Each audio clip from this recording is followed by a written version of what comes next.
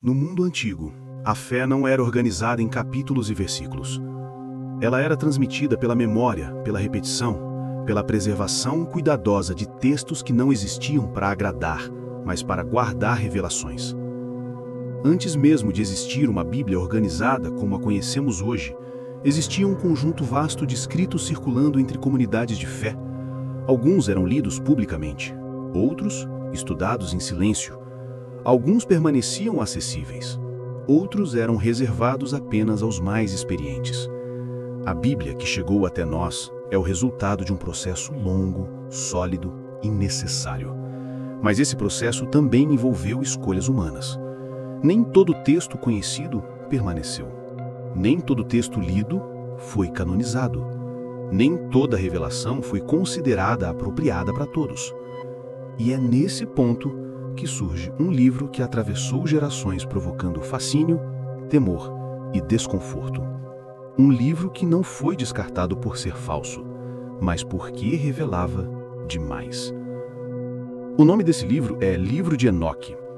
Enoque não é apresentado como um profeta comum, nem como um patriarca com uma biografia extensa. Na verdade, ele quase não aparece. Mas quando aparece, a Bíblia diz algo que nenhum outro texto diz sobre mais ninguém. Enoque andou com Deus e não apareceu mais, porque Deus o tomou. Nenhuma morte, nenhum túmulo, nenhuma narrativa de fim, somente silêncio. E no mundo antigo, o silêncio nunca era vazio. Ele indicava mistério. Ao longo do tempo, tradições judaicas começaram a preservar relatos associados a Enoque, não como lendas populares, mas como textos organizados transmitidos com cuidado. O livro de Enoque não surge como uma narrativa simples. Ele surge como um registro estruturado do mundo espiritual. E isso já o tornava diferente. Enquanto outros textos falavam de leis, história e moral, Enoque descrevia o céu como sistema organizado, anjos com funções específicas, ordens celestiais bem definidas e um juízo espiritual que operava com regras claras. Não metáforas, não símbolos vagos, mas descrições. O problema começa quando esse livro apresenta os vigilantes. Segundo o texto, eles eram anjos designados para observar a humanidade, não para governar, não para interferir, apenas vigiar. Mas alguns deles cruzaram o limite. Eles desceram à terra, quebraram leis divinas e ensinaram aos homens conhecimentos que não deveriam ter sido entregues naquele tempo. O texto afirma que esse ensino acelerou a corrupção da humanidade de forma irreversível. E aqui surge uma afirmação poderosa. O mal não se espalhou apenas por escolha humana. Ele foi amplificado por interferência espiritual. Isso muda muita coisa. Se isso fosse amplamente ensinado, a ideia de responsabilidade espiritual se tornaria muito maior. A compreensão do pecado se tornaria mais complexa.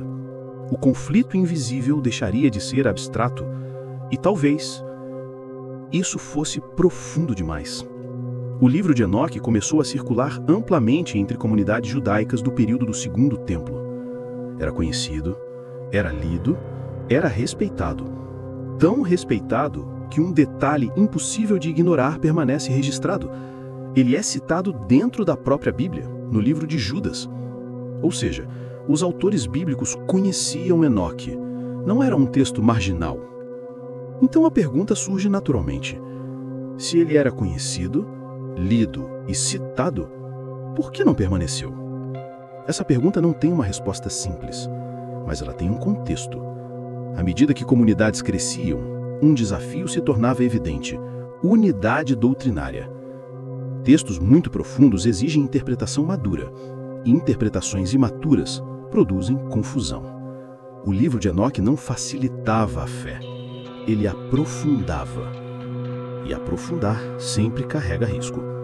No final dessa primeira etapa, algo já fica claro. O livro de Enoque não foi rejeitado por falta de valor.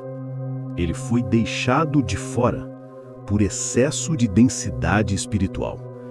E isso nos leva à próxima parte. O desaparecimento de um livro raramente acontece de forma abrupta. Textos importantes não somem da noite para o dia. Eles desaparecem lentamente. cópia após cópia que deixa de ser feita. Leitura após leitura que deixa de acontecer. Ensino após ensino que passa a ser evitado. E foi exatamente isso que aconteceu com o livro de Enoque. Ele não foi queimado, não foi declarado herético em um grande concílio, não foi proibido por decreto universal. Ele foi tratado de maneira mais sofisticada. Foi silenciado. Um texto sem circulação morre sozinho. Durante os primeiros séculos do cristianismo, a fé expandia rapidamente. Novas culturas, novos povos, novos níveis de compreensão. Nesse contexto, textos que exigiam alto grau de maturidade espiritual passaram a ser vistos como arriscados. O livro de Enoque falava de anjos caídos com nomes, fenômenos espirituais organizados, tempos determinados para juízo, cadeias espirituais, estruturas invisíveis funcionando ativamente. Nada disso contrariava diretamente a fé cristã, mas tudo isso complexificava demais. Ensinar salvação já não era simples. Ensinar estrutura celestial, então, menos ainda. E textos complexos não são ideais para movimentos em expansão. Uniformidade era necessária. Mas aqui existe um detalhe extremamente importante. O livro de Enoque nunca foi declarado falso. E isso por si só é revelador. Ele simplesmente deixou de ser incluído nas listas finais do cânone ocidental. Enquanto isso, algo curioso acontecia longe dos grandes centros cristãos.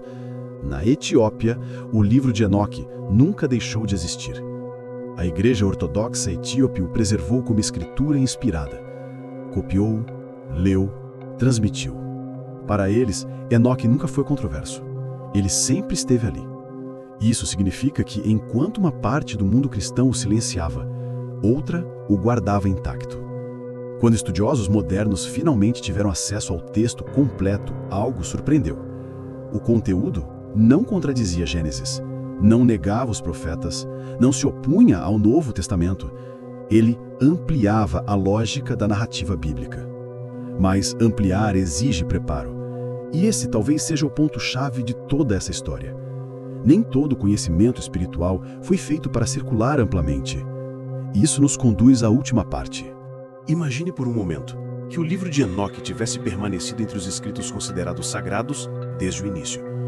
Imagine crescer ouvindo, não apenas sobre anjos como mensageiros genéricos, mas como seres organizados e hierarquizados, com funções específicas no governo do mundo invisível. Nossa visão dos anjos não seria poética, seria técnica, responsável, temível. O mal deixaria de ser visto apenas como uma falha moral individual. Ele não seria apenas fruto de decisões erradas. Ele seria compreendido como algo estrutural, sistêmico, organizado em oposição direta ao bem. Não um caos, mas um sistema rival. O conflito espiritual deixaria de ser apenas simbólico, abstrato ou alegórico. Ele não seria mais uma metáfora para dilemas internos. Ele passaria a ser institucional, com regras, limites, rebeliões e consequências. E isso mudaria profundamente a forma como a fé é vivida. Mas aqui está um ponto essencial. Essa compreensão não fortaleceria todos igualmente. Alguns encontrariam responsabilidade maior.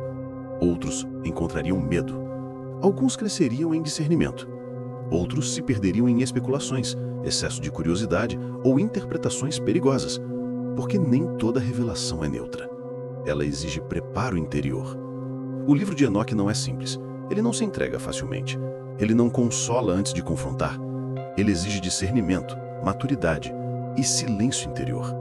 Ele expõe camadas do mundo espiritual que muitos, mesmo bem intencionados, não saberiam interpretar corretamente. E quando a interpretação falha, a revelação deixa de edificar. Por isso, talvez esse livro nunca tenha sido removido por erro. Talvez não tenha sido rejeitado por falsidade. Talvez não tenha sido excluído por medo, mas reservado por prudência. Porque a fé nunca teve como objetivo apenas informar. Ela sempre teve o propósito de transformar. E transformação sem base sólida gera confusão. A fé precisa edificar. Ela precisa sustentar. Ela precisa conduzir à esperança. Não confundir, não sobrecarregar, não esmagar. E nem toda geração está pronta para carregar o mesmo nível de revelação. Por isso, a pergunta final não é, e talvez nunca tenha sido, esse livro é verdadeiro? A pergunta mais honesta, mais profunda, mais perigosa é outra.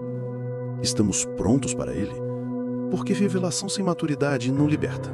Ela pesa, ela exige, ela cobra responsabilidade. E nem todos carregam peso da mesma forma. Se você chegou até aqui, já percebeu algo essencial. O silêncio em torno de Enoque nunca foi vazio. Ele não foi fruto de esquecimento. Ele não foi fruto de acaso.